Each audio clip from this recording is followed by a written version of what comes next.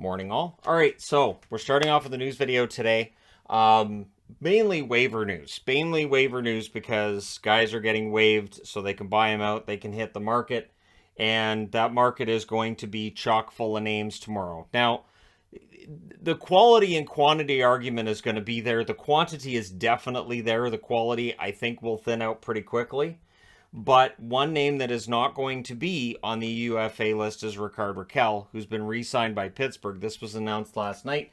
I didn't feel that it warranted a video by itself, so I've opted to put it into the first video today. He gets a 5-year extension, or 6-year extension, I should say, worth $5 million per season.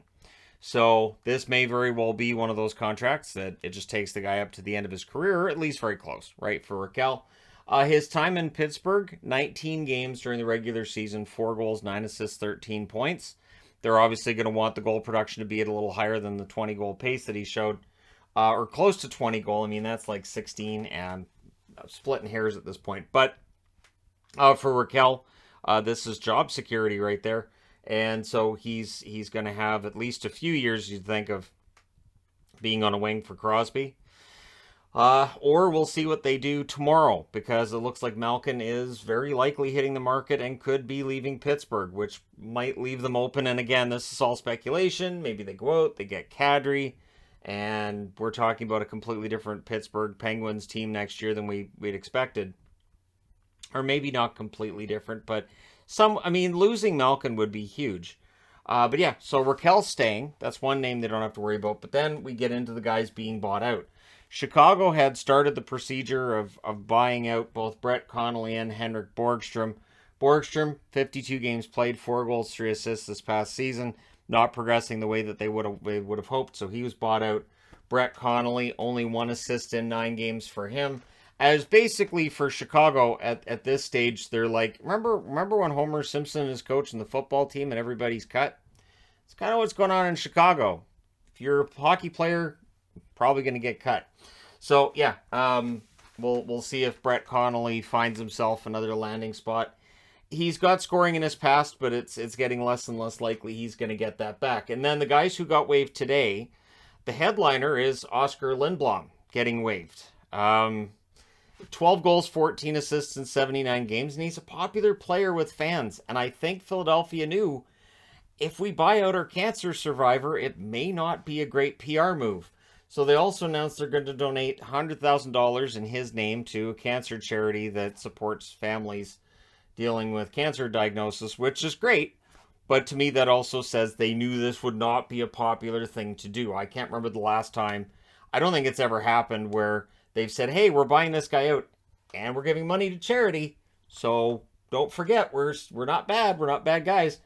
And of course, this is right after they went out. They trade for Tony DeAngelo. There's word that they want to get rid of Provorov. So Philly's looking to revamp this offseason. And so we'll see if and again, I've seen comments about JVR, although JVR's contract, buying that out, I don't think necessarily works either. He's still got a year left, doesn't he? Anyways, yeah, so Lindblom being waived out, not something that all Philadelphia fans are happy about. I've seen some that support it and say he didn't play very well and they're fine with the decision, but it's not a great PR move to say, hey, remember a year ago when we were all rooting for that cancer survivor? Yeah, he's out back. We got rid of him. Michael Del Zotto's been waived by the Ottawa Senators, 26 games for him this past season, 3 goals, 10 assists. The offense is there with Del Zotto. The all-around game clearly not at an NHL level that satisfies GMs and coaches. So he does tend to produce a lot of points when he's in the National Hockey League on average, but he doesn't spend a lot of time in the National Hockey League. He seems to clear waivers a lot, and here he is being waived for the purpose of a buyout by the Ottawa Senators. Wouldn't be surprised if he finds another landing spot. Looking forward to someday doing a video on his career, because he's been around a number of places over his career. Rudolph Balcers waived by San Jose. Now I'm baffled. So they waived Dolan, or they don't qualify Dolan, sorry. No qualifying offer for Jonathan Dolan, and now they waive Rudolph Balcers. This is a team that has also said they want to be in the running for a playoff spot this coming season. We'll see if anything big's coming with San Jose. There is that potential that maybe Mike Greer as GM wants to do something big in his first year there. But Balcers, I thought was good for them in 61 games, 11 goals, 12 assists, 23 points. I'd be very surprised if he doesn't have a team calling him immediately and multiple teams bidding on him. At least on some level, he's not going to get a lot of money necessarily, but I do think there will be a number of teams interested in his services. I like Balcers, and he's still young enough that you could see a 20-goal season from him with the consistency should that show up. But I like him, and so we'll see where he ends up. Also, Kuokkanen has been waived by the New Jersey Devils. He played 57 games for New Jersey this past season, 6 goals, 11 assists, 17 points. It's one of those ones that I kind of get. We'll see whether or not he ends up returning to the National Hockey League with a different team or what happens with him. But yeah, there you go. It is now. This should be the end of the guys being put on waivers, I would think, because tomorrow we're into unrestricted free agency and all the joy that's going to bring us. And there will be a live stream, of course, on the channel. It's going to be absolutely bonkers because it always is. I'll set up the time for that today. Thankfully, I'm feeling a little better today than I have been the last couple of days.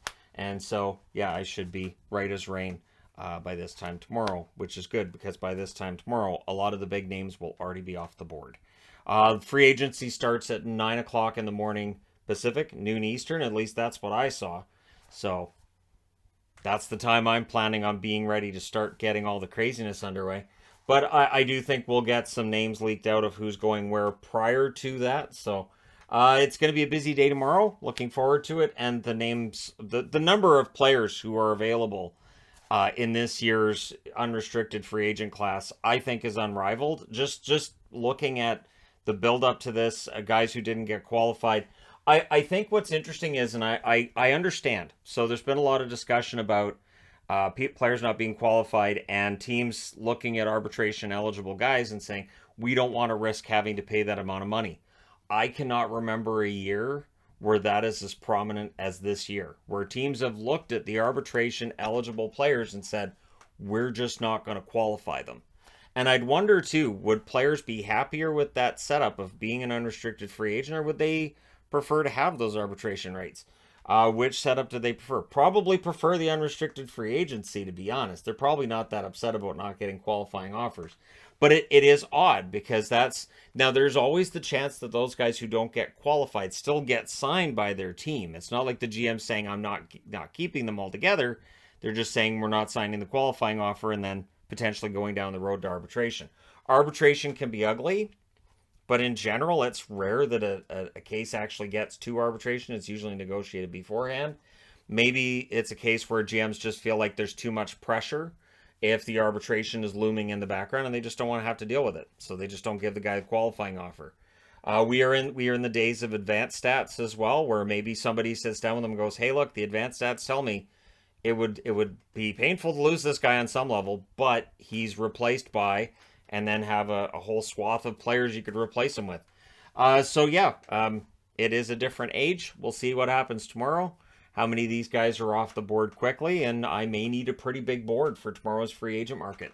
It could be quite bonkers. My plan is to have the logos on the board and who signs where, and just go with that. And so we'll see how bonkers it really gets. And I'm looking forward to reporting on that for you. Thank you guys so much for watching. Let me know your thoughts in the comments section below, especially about buying out Lindblom. Again, just from a PR perspective, it feels like even if it is the right move on some level, this isn't that long after people got mad at them because Keith Yandel's consecutive game streak was ended. It just feels like on a PR level, Philadelphia is just a little bit off, but let me know your thoughts. Hit like and subscribe if you're browsing your way through, you just happened upon this video. Thank you guys so much for all your support. I will talk to you again soon.